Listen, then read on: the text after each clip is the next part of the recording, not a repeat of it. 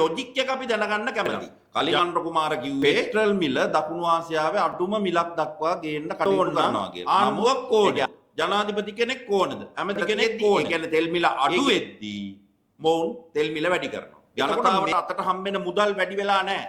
දැන් මූලිකම කාරණේ තමයි අද දින අපි මාධ්‍ය හමුව කැඳවන්න මේ ආණ්ඩුව දිගින් දිගටම තමන්ගේ වචන බොරු කරමින් තමන්ගේ පච මුසාවාදය ඉදිරියට ගෙන යමින් තිබෙනවා.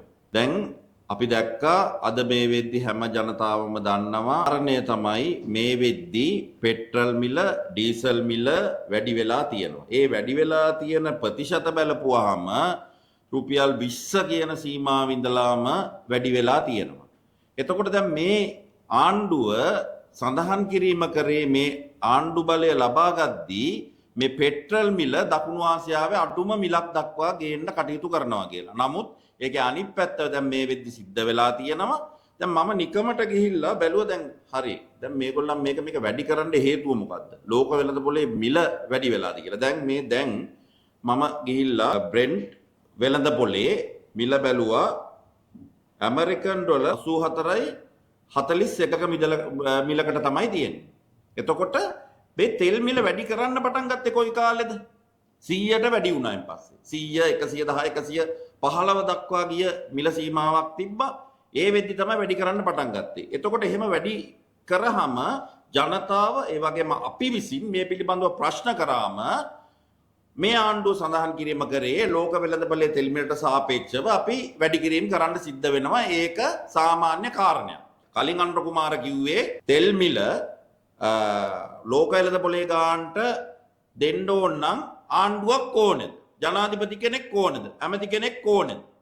ඒ ගේන තෙල් ටික දී ගන්න බැරි නම් ජනතාවට සහනයක් දීලා ආණ්ඩු මොකටද වගේ ප්‍රශ්නයක්. නමුත් දැන් ජනාධිපති වුණායින් පස්සේ අනුර කුමාර සඳහන් කිරීම කරන්නේ සහ ක්‍රියාවෙන් පෙන්වන්න ඊට වැඩිය වෙනස් කාරණයක්. එතකොට 84.41ට තියෙද්දි ඒ කියන්නේ තෙල් මිල අඩු වෙද්දී මොවුන් තෙල් මිල වැඩි කරනවා. එතකොට මේකේ තියෙන ලොජික් එක මොකක්ද? ඒ ලොජික් එක අපි දැනගන්න කැමතියි. ජනතාව පීඩනයටපත් වෙලා එකින් එක ප්‍රශ්න Tamanට එද්දී තෙල් මිලත් වැඩි කරාම ජනතාව කබලෙන් ලිපට ඇදගෙන වැටෙනවා. මේ තෙල් මිල වැඩි කිරීම ජනතාවට දරා ගන්න බැරි වීම තමයි මේකේ තියෙන ප්‍රධානතම ප්‍රශ්නය. ඉතින් අපි බල කිරීම කරනවා තෙල් මිල අඩු වෙද්දී. ලෝක වෙළඳපොලේ ඔබ තමුන්නාන්සලා තෙල් මිල වැඩි කරන්න පටන් ගත්තේ තෙල් මිල 100ට වැඩි උඩින් ගියායින් පස්සේ 110ට වැඩි උඩින් ගියායින් පස්සේ අද වෙද්දී ඊට වැඩිය පල්ලෙහාට ඇවිල්ලා ඊට වැඩිය විශාල සංඛ්‍යාවලින් පල්ලෙහාට ගිහිල්ලා තියෙනවා. එහෙම තියෙද්දි මේ තෙල් මිල දිගින් දිගටම වැඩි කරන්නේ මොන කාරණයක් හින්දාද? මේ වෙන මොනවත් කාරණයක් නෙමෙයි. මොවුන්ගේ තියෙන එකම බිස්නස් එක තමයි තෙල් වලින් ජනතාව පීඩනයටපත් කළා ජනතාව විදුලි පුටුවේ ඉඳවීම.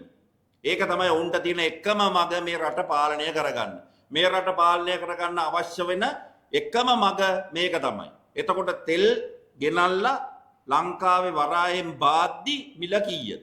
ඒ මිලට කොපමණ සංඛ්‍යාවක් මේ ආණ්ඩුව විසින් බදු නියම කිරීමක් කරනවාද? මේ පිළිබඳව වහාම උත්තර ලබා දිය යුතුයි. එහෙම නැත්නම් වෙන්නේ ජනතාවට මේ තෙල් හින්දාම දිගින් දිගටම පීඩනයටපත් වෙලා නැවත වතාවක් පාරට බැහැලා මේ ආණ්ඩුව කණෙන් අල්ලලා එළියට ඇදලා දාන්න තමයි මේ ජනතාවට වෙන්නේ. ඒකින්ද මේ තෙල් මිලත් එක්ක සෙල්ලම් කරන්න එපා. ජනතාවට මෙච්චර ලොකු පීඩනයක් දෙන්න එපා. මේ පීඩනය දරා ගන්න පුළුවන් සීමාවක් තියෙනවා. ජනතාවට අතට හම්බෙන මුදල් වැඩි වෙලා නැහැ. ඒ වුණාට ඔවුන් පෙට්‍රල් ගහ ගන්න ඕනේ, ඩීසල් ගහ ගන්න ඕනේ. ඔවුන්ට අතර ලැබෙන මුදල් වල වැඩිවීමක් වෙලා නැහැ.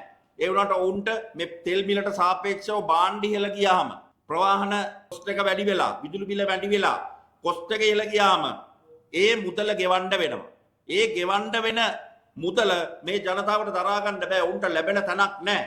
අද වෙද්දි රුපියල් 5000 කියන එක වටිනාකම නැත්තටම නැති වෙලා තියෙනවා. ඒකින්ද මේගොල්ලන්ගේ අස්සනේ නිකුත් කරලා තියෙනවා 2000 ඒවා. ඒ 2000 ඒවා ලංකාව වටේම මේ වෙද්දි සංසරණය වෙනවා. ඒ රුපියල් 2705ක වටිනාකමක් නැහැ. ඒ කොලේත් බාලයි.